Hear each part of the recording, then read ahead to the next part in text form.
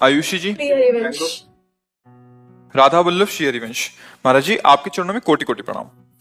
महाराज जी, मैं सांसारिक भोगों में उलझी हुई हूँ, मगर मेरा भक्ति में भी आकर्षण है। मुझे भय है कि यदि मैं भी भक्ति मार्ग पर आगे बढ़ी तो मेरे पति, जो 1 वर्ष से आपके बताए हुए मार्ग पर चलने का प्रयत्न कर रहे हैं, वो कहीं गृहस्थी छोड़कर विरक्ति पे ना चले दें।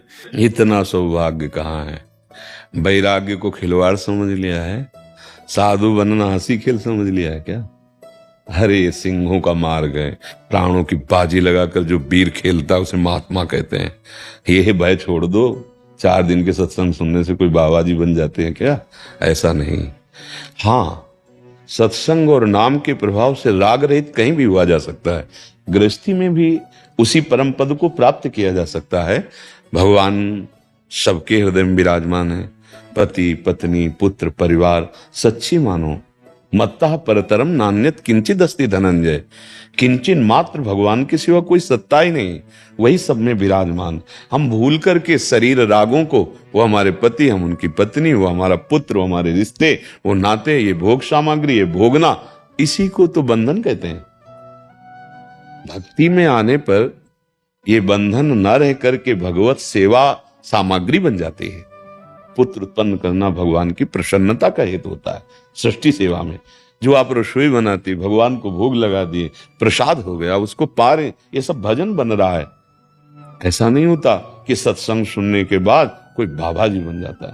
देखो, नाटक करना बात अलग। नाटक मंच पर भी कोई घंटे 2 घंटे साधु को बहुत अच्छा नाटक नहीं कर लेता पूरा ऐसे। लेकिन काम क्रोध लोभ मोह मद मत्सर, इनसे युद्ध करके भगवत चरणारविंद की तरफ बढ़ना, ये होता है भगवत पार्षद संतों का कार्य। काम क्रोध मद मान न मोहा, लोभ न क्षोभ राग नहीं द्रोहा, जिनके कपट दंभ नहीं माया, जिनके हृदय बसोरग। खिलवाड़ समझते हो काम क्रोध को परास्त कर देना। मन काम का गुलाम है, इंद्री विषयों की गुलाम है, और हम बादशाह होने की बात करें, कोई खिलवाड़? ऐसा तो भ्रम ही मत रखो। हाँ, ये जरूर हम प्रार्थना करते हैं कि राग रहित होकर भगवत अनुराग में कहीं से भी चला जा सकता है। पुरुष नपुंसक नारी वा जीव चराचर कोय, सर्वभाव भज कपट तज मोय परम प्रिय सोय। पर ये कि बाबा जी बन जाएं, तो बाबा जी अब खिलवाड़ सोचते हो क्या? एक बार उड़िया बाबा भिक्षा मांग रहे थे, तो एक माई ने अपने लड़के से कहा, काम नहीं करेगे ना, ऐसे भीख मांग। तो प्रभुदत्त ब्रह्मचारी जी पीछे उनका, अरे माई ऐसे महात्मा युगों में पैदा होते, तू क्या समझती है? तो बाबा जी का मतलब अपने लोग समझ लेते कामचोर, अपने लोग समझ लेते हैं कि ऐसा नहीं है, ऐसा नहीं है। संत का रहस्य केवल संत ही जान सकते। मात संगत दुर्लभ हो, इसीलिए दुर्गम हो। अगर निर्वाह कर ले गए तो अमोघस निश्चित भगवत साक्षात्कार। तो सत्संग सुन रहे पति तुम्हारे अहोभाग्य है, तुमको डरने की जरूरत नहीं है। ऐसा नहीं होता कि कोई सत्संग सुना और पत्नी पुत्र परिवार छोड़ा भाग पड़ा। ऐसा होते तो सब बाबे जी बन जाए ना? नहीं, ऐसा नहीं है। हाँ, अंदर से सब में भगवत बुद्धि करके राग न रखते हुए भगवान का नाम जप करे, अतिथियों की सेवा करे, सास ससुर समाज परिवार सबके, इसी से भगवान प्रसन्न हो जाएंगे, भगवत प्राप्ति हो जाएगी। देखो, अगर वेश परिवर्तन है और उद्देश्य परिवर्तन नहीं, तो भगवत रसिक जी महाराज सिद्ध महापुरुष है।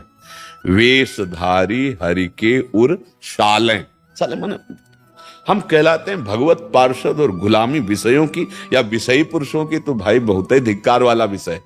आजकल आचार्य परंपरा से गुरु अनुगत होकर कोई बिरला ही इस माया पर विजय प्राप्त कर पाते हैं, नहीं तो मनमानी आचरण, अहंकार का मर्दन किए बिना भगवत राज्य में प्रवेश ही नहीं होता। अहंकार सिर्फ एक महापुरुष मर्दन कर सकता है, सदगुरुदेव। दूसरा त्रिभुवन में किसी की सामर्थ्य नहीं। क्योंकि कह दे भगवान, तो भगवान ही तो आए हैं गुरु रूप में।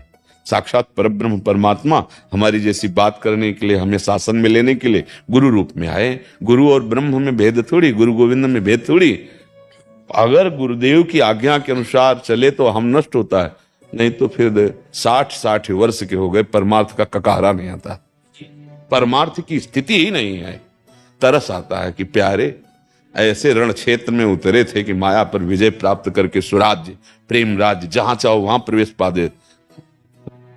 तो बाबा जी बदला खिलवाड़ नहीं सकी। बहुत भगवान की जिनके ऊपर कृपा है वो उनका दासत्व लेकर इस माया पर विजय प्राप्त कर रहे। कोई खेल, डरो मत, तुम्हारे पति बाबा जी नहीं बनेंगे। हालेलुया।